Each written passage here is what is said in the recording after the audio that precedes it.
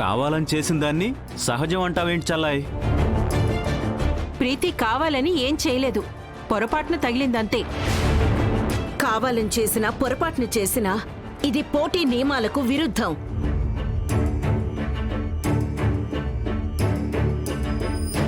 న్యాయం ఏంటో మీరే చెప్పండి మాస్టారు. పోటీలో ఇలా జరగటం దురదృష్టం. జరిగిందాన్ని పొరపాటుగా భావించి ప్రీతిని క్షమిస్తూ సీతకు 15 నిమిషాలు టైం ఇస్తున్నాను. ఈలోపు సీత డాన్స్ చెయ్యలేకపోతే ప్రీతి గెలిచినట్టుగా పరిగణించాల్సి వస్తుంది. సీతను తీసుకెళ్లి రెడీ చెయ్యండి. Thank you master. సీత రా.